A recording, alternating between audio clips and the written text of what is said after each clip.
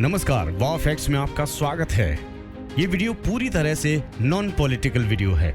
इसमें किसी भी पार्टी, किसी भी व्यक्ति अथवा किसी भी शख्स के बारे में कोई भी ऐसी जानकारी नहीं है जो स्पॉन्सर्ड है या फिर हम कोई भी बात साबित करना चाहते हैं। हम केवल उन बातों को आप तक पहुंचाने की कोशिश कर रहे हैं जो पूरी तरीके से आप नहीं सुन पाते हैं। आज हम बात करेंगे राहुल गांधी की जिंदगी के बारे में। आज हम बात करेंगे उस मामले पर भी जब सोनिया मां ने कहा था सत्ता जहर है, और जानने की कोशिश करेंगे कि आखिर कब राहुल गांधी ने कहा कि कल रात मां मेरे कमरे में आई, वो मेरे पास बैठी और रोने लगी।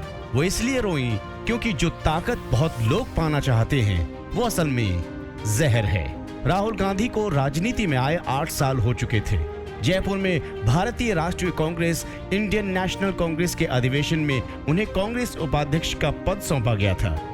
20 जनवरी 2013 को कांग्रेस उपाध्यक्ष बनने के बाद उन्होंने पहला भाषण दिया।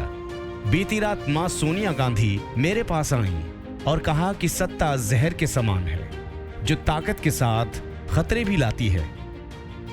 कभी पूरे देश में राज करने वाली कांग्रेस पार्टी आज कुछ राज्यों में आकर सिमट गई है। साल में होने वाले छोटे मोटे चुनावों में भी कांग्रेस पार्टी की हालत बद से बदतर ही देखी गई है। आखिर ऐसा क्यों है कि भारत पर सबसे ज्यादा सालों तक और आजादी के बाद से अब तक सबसे अधिक सरकार में रहने का रिकॉर्ड रखने वाली कांग्रेस पार्टी आज एक एक वोट के लिए मोहताज है? आपके दिमाग में भी यही सवाल आता होगा कि क्या राहुल गांधी पार्टी की इस हालत के लिए जिम्मेदार हैं? क्या राहुल गांधी चाहे तो कांग्रेस पार्टी की तस्वीर बदल सकती है? क्या राहुल गांधी पार्टी के कैनवास में वो रंग दोबारा भर सकते हैं जिसके लिए वो जानी जाती है? कांग्रेस पार्टी का जिक्र आते ही आपके दिमाग में उनके बारे में कही जाने वाली बातें चलने लग जाती हैं। पप्पू, कुछ भी बोलने वाला, हताश, कम अनुभवी। लेकिन देश की सबसे बड़ी पार्टी यानी कांग्रेस पार्टी का अध्यक्ष होना कोई मामूली सी बात नहीं होती। ऐसे ही कोई इस पद पर नहीं पहुंचता। आज इस वीडियो में हम राहुल गांधी से संबंधित कुछ तथ्यों के बारे में बात करेंगे जिनको सुनने के बाद आप जरूर कहेंगे कि ये सच में आपको नहीं पता था। तो चलिए डालते हैं उन बातों पर नजर जो आमतौर पर मीडिया में कम ही देखी जाती हैं। राहुल गांधी गांधी परिवार के सबसे पढ़े लिखे शख्स हैं। उन्होंने कैम्ब्रिज यूनिवर्सिटी के ट्रिनिक कॉलेज से डेवलपमेंट इकोनॉमिक्स में एमफिल किया है। पढ़ाई पूरी करने के बाद उन्होंने कुछ सालों तक एक प्रबंधन कंपनी में काम भी किया, फिर वो भारत लौट आए। नंबर 2, जनवरी 2004 में पहली बार राहुल गांधी अमेठी गए। ये उनके पिता का लोकसभा क्षेत्र था। पूर्व प्रधानमंत्री राजीव गांधी अमेठी से चुनाव लड़ते थे। तब उस सीट पर मां सोनिया गांधी सांसद थी। जब उन्होंने अमेठी का दौरा किया तब साफ हो गया कि वो राजनीति में उतर रहे हैं। मार्च 2004 में राहुल गांधी ने लोकसभा चुनाव 2004 लड़ने की घोषणा की। हालांकि जनवरी में उन्होंने कहा था मेरा राजनीति में आना अभी तय नहीं है। नंबर 3, अपने जीवन के पहले चुनाव में राहुल गांधी ने अमेठी से करीब 3 लाख वोटों से बड़ी जीत हासिल की। राहुल गांधी को पहले चुनाव में 3,90,179 वोट मिले।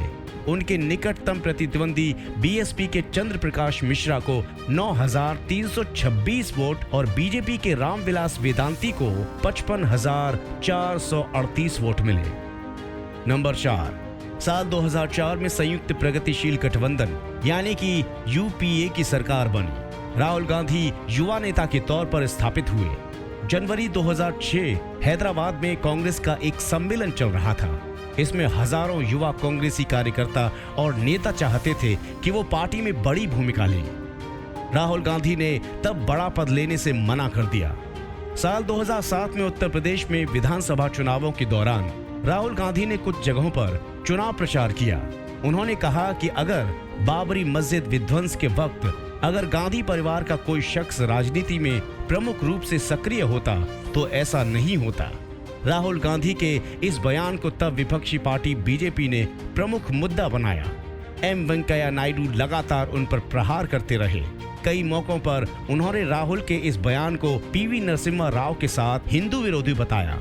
नंबर 6, साल 2008 में यूपी की मुख्यमंत्री मायावती ने राहुल गांधी को चंद्रशेखर आजाद कृषि विश्वविद्यालय में छात्रों के सामने संबोधन की अनुमति नहीं दी। तब वो राष्ट्रीय मीडिया में बड़ी खबर बने। इसी घटना के कुछ दिनों बाद उत्तर प्रदेश के राज्यपाल टीवी राजेश्वर ने विश्वविद्यालय के कुलपति वी.के. सूरी को हटा दिया। इसे राहुल गांधी की ताकत से जोड़कर देखा गया। नंबर 7, साल 2009 आया और आम चुनावों में राहुल गांधी दोबारा अमेठी से चुनाव मैदान में उतर गए। उन्होंने प्रतिद्वंदी को 3 लाख से ज्यादा वोटों से हरा दिया। उनके निकटतम प्रतिद्वंदी बीएसपी के आशीष शुक्ला को 93,997 वोट मिले, जबकि 71.78% वोटों के साथ राहुल गांधी को 4,64,195 वोट मिले। नंबर 8, लोकसभा चुनाव 2009 में यूपीए 2 की सरकार बनी। राहुल गांधी पार्टी में युवा नेता के तौर पर प्रमुख चेहरे बन चुके थे। तब राहुल गांधी के प्रधानमंत्री पद पर ताजपोशी पर पार्टी में ही सहमति नहीं बन पाई। ऐसा जिक्र कई किताबों में किया गया। हालांकि कांग्रेस पार्टी ने हमेशा ऐसी बातों को कोरी कल्पना ही बताया। नंबर 9, जनवरी 2013 में राहुल गांधी को कांग्रेस पार्टी के उपाध्यक्ष पद की जिम्मेदारी सौंपी गई। तब उन्होंने कहा, कल रात माँ मेरे कमरे में आई, वो मेरे पास बैठी और रोने लगी। वो इसलिए रोई क्योंकि जो ताकत बहुत लोग पाना चाहते हैं वो असल में जहर है। राहुल ने कहा कि सत्ता की ताकत का अच्छा और बुरा दोनों असर पड़ता है, हमें अच्छे को साथ रखना है। नंबर 10, साल 2014 के आम चुनाव में यूपीए की करारी हार हुई। कांग्रेस पार्टी 44 सीटों पर सिमट गई। तब विरोधियों ने उन्हें सबसे ज्यादा निशाने पर रखा। हालांकि राहुल गांधी अमेठी की सीट बचाने में कामयाब रहे, लेकिन बीजेपी उम्मीदवार स्मृति ईरानी ने कड़ी टक्कर दी। राहुल गांधी के 4,01,651 वोटों की तुलना में स्मृति को 3,07,48 वोट मिले। यहीं से लगने लगा कि अमेठी का किला राहुल के लिए खिसकने लगा है। साथ ही कांग्रेस पार्टी का भी पतन इसी चुनावों के साथ शुरू हो गया था। देश में कांग्रेस पार्टी के लिए चल रहे कठिन दिनों में दिसंबर 2017 में राहुल गांधी को अध्यक्ष पद की जिम्मेदारी सौंपी गई। लोकसभा चुनाव 2019 में वो कांग्रेस को उबार नहीं पाए, बल्कि कांग्रेस को फिर बुरी पराजय का सामना करना पड़ा। खुद राहुल गांधी भी अपनी सीट नहीं बचा पाए। हालांकि वायनाड से 7 लाख वोटों से कहीं ज्यादा अंतर से जीत के साथ वो लोकसभा में जरूर पहुंचने में कामयाब रहे। राहुल गांधी खुद पर बनने वाली कॉमेडी और मीम्स को लेकर हमेशा से ही सकारात्मक रहे हैं। कभी भी वो अपने ऊपर होने वाले किसी भी मजाकिया जोक पर प्रतिक्रिया नहीं करते और ना ही वो अपने आप को पप्पू और दूसरे नामों से बुलाने पर चिढ़ते हैं, और वो हमेशा एक गंभीर नेता की तरह ही रहते हैं। आपको ये वीडियो कैसा लगा जरूर बताएं और कमेंट सेक्शन में ये जरूर लिखें कि क्या राहुल गांधी कभी देश के प्रधानमंत्री बन सकते हैं। अगर बन सकते हैं तो कैसे बन सकते हैं और कब तक बनने की संभावना है। वाह फैक्ट्स में आज के लिए बस इतना ही। वीडियो को लाइक करें, चैनल को सब्सक्राइब करें। नमस्कार।